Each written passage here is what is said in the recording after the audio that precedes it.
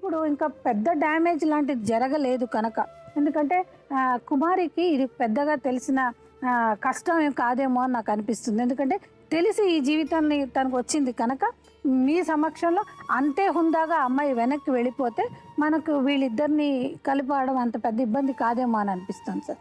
ఏమ్మా కుమారి, విన్నావుగా? కన్నీటికి కలువలు పూసేనా, కాలానికి ఋతువులు మారేనా, మబ్బులెంతగా కురిసిన ఆకాశం తడిసేనా, మాటలతో మరపించిన మనసున వేదన తీరేనా, విధి శోధన ఆగేనా. ఇప్పుడు అన్నీ విన్నావుగా నాన్న.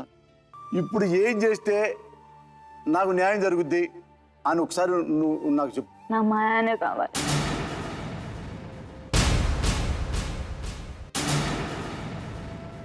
మరి ఆ అమ్మాయి నాన్న, ఆ అమ్మాయి కూడా అసలు ఏమాత్రం ఫస్ట్ అమ్మాయి, ఆ అమ్మాయికి అన్యాయం జరగకుండా నీకు కూడా అన్యాయం జరగకుండా ఏం చేయాలా? నువ్వు 2-3 రకాలు అనుకో. ఏదైతే ఇది ఒకటి చెప్పావు, ఇది కాదు ఇంకేంటి చెప్పు. ఏం చేసిన ఆయన కావాలండి నాకు.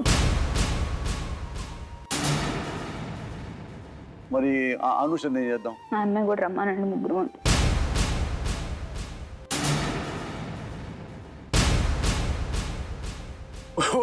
ముగ్గురు ఉంటారా? అంటే నువ్వు వెంకటేష్ బాబు సినిమా చేశాడు, ఇంట్లో ఇల్లాలు వంటింటి ప్రియురాలు అన్న సినిమా తెలుసుగా. అంటే వెంకటేష్కి 2 పెళ్ళాలు, అలాగే నీకు 2, మీది 2 పెళ్ళాలు అవుతా అతనికి. ఇప్పుడు వంటింట్లో ఎవరు ఉంటారు, మామూలుగా ఎవరు ఉంటారు? నేనైతే ఆయన చూడండి, ఆయన ఉండలేను.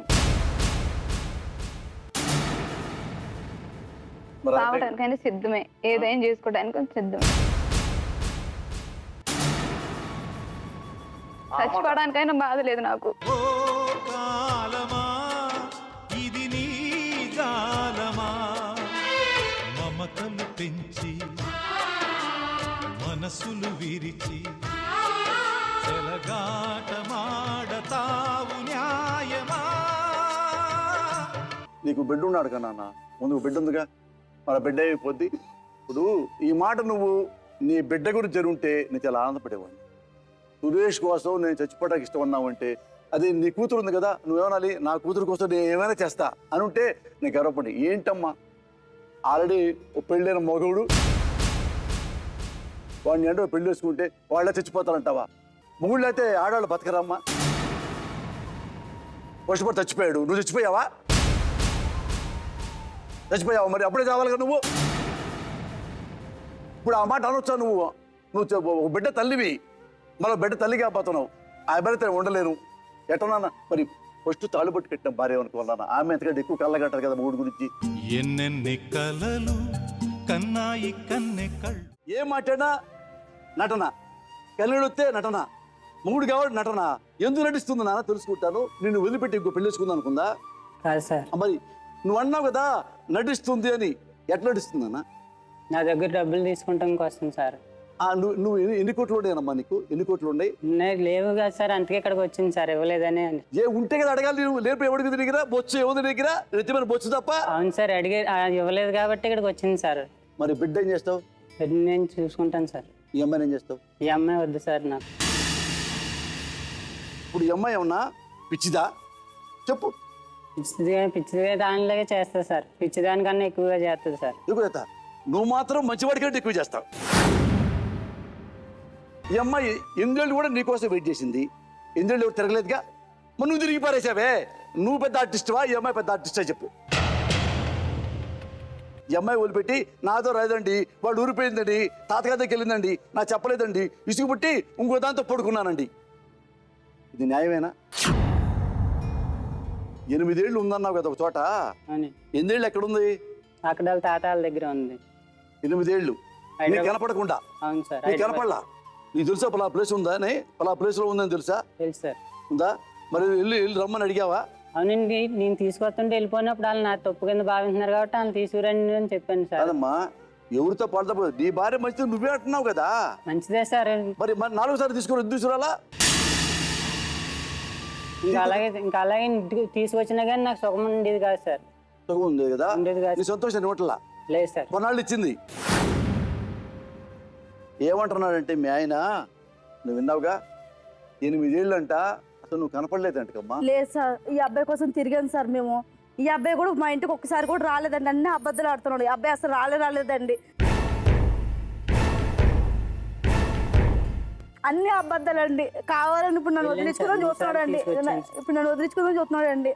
వెళ్ళి తీసుకొచ్చాను సార్. లేదా సార్, అసలు మా ఇంటికే రాలేదు సార్. నాకు టెన్షన్ ఎక్కువైపోయి కాల్ చేసి పడిపోయానండి. 5 ఏళ్ళు మంచి పచ్చి మంచి దాకా మంచి మీద పడ్డానండి. నేను పడ్డాక కొంచెం కోలుకున్నాక ఈ అబ్బాయి కోసం వెళ్ళానండి. వెళ్తే తాత మామని కూడా తీసుకుని వెళ్తే పంచాయతీకి పిలిపించాడండి. ఈ అబ్బాయి రమ్మని పిలిపించి పంచాయతీకి రాలేదండి, వెళ్ళిపోయాడు అండి ఈ అబ్బాయి. వచ్చాను సార్. రాలేదు సార్.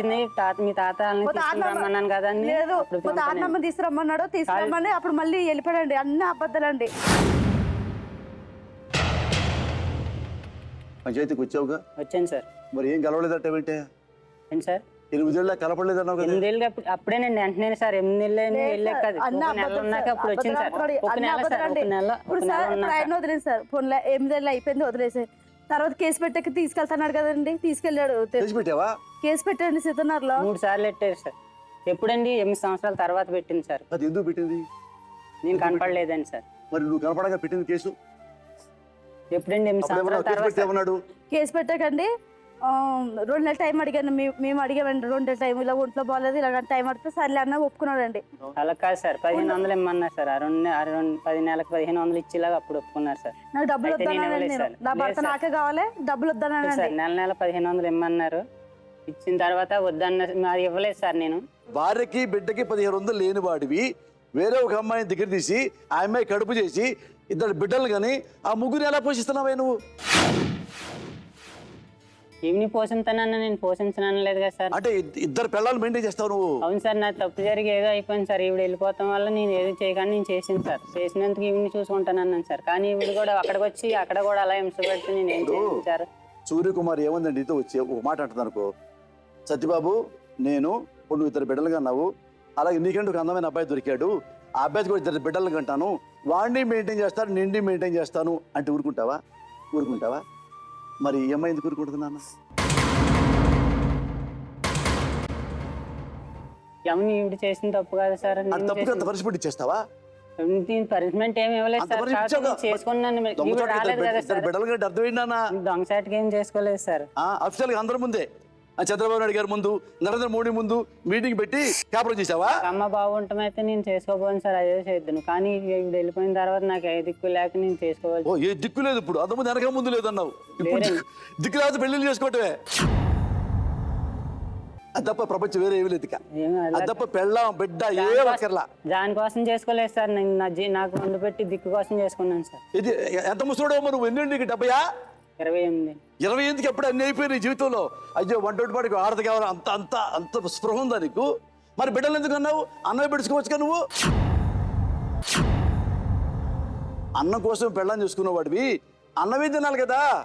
మరి పెళ్ళని ఆమెనా తినేసావు? బిడ్డలు ఎందుకన్నా? బిడ్డలు కనపోతే నువ్వు నిజాయితీపడి ఒప్పుకుంటా. నువ్వు బిడ్డలను కనపోతే నువ్వు నిజాయితీపడి ఒప్పుకుంటా. నువ్వు బిడ్డలని అన్నం కోసం చూసుకునేవాడి బిడ్డలను ఎంతకన్నావు? మాధవి సౌభాగ్యాన్ని నువ్వు లాగేసుకున్నావు. ఇంకోటి పట్టుకోతాడు రేపు 3వ వాడిని, 3వ అమ్మాయిని కలుసుంటావా? రోడ్డు మీద ఉంటాయి కుక్కలు, ఆ కుక్క కూడా ఉన్న నీతి లేకపోతే మనిషికి. నువ్వు పోస్టుల్లో పెళ్ళాన్నే నాకు వద్దు బాబోయ్, దూరం వెళ్ళిపోతాను బాబోయ్, నేను చచ్చిపోతాను అంటున్నావు. 100% వాడిని జైల్లో పెట్టాలా, ఈ అమ్మాయి కూడా బుద్ధి చెప్పాలా. ఇక్కడ కుక్కలు పెట్టరు వేస్తారా? పిల్ల అందంగానే వదిలేస్తావా? అమ్మాయి నువ్వు లెటర్ రాయి, నీతో ఉంటాడా, నీ దగ్గర ఉండమరు, వచ్చేమరు, రానప్పుడు గట్టి కోర్టులో కేసు పెట్టు. పెళ్ళం అమ్మాయి కురాలు పెళ్ళని వదిలేస్తాడా? పెళ్ళం నీతి మాలిని తోలేస్తారా? నీ 2 బిడ్డలకి చెరో ₹1,00,000 నీ బ్యాంకులో వేస్తా. రేపే నీ పేరు 50,000 వేస్తా. 2.5 లక్షలు నీ పేరు నేను బ్యాంకులో వేస్తా పర్మనెంట్గా నీ పేరు మీద. వాళ్ళు డైవర్స్ ఇచ్చేసి నీకు నేను తండ్రి లాగా ఉంటాను నువ్వు చచ్చిపోయేదాకా. ఇంకొక అబ్బాయి చూసుకో, నేను నీకు 2.5 లక్షలు ఇస్తా, బ్యాంకులో నీ పేరు వేస్తా. నువ్వు రెడీయా? నువ్వు ఆడ జాతి పరువు కాపాడు, ఆడవారి మానవత్వం కాపాడు. ఒక ఆడవారి గౌరవాన్ని కాపాడు.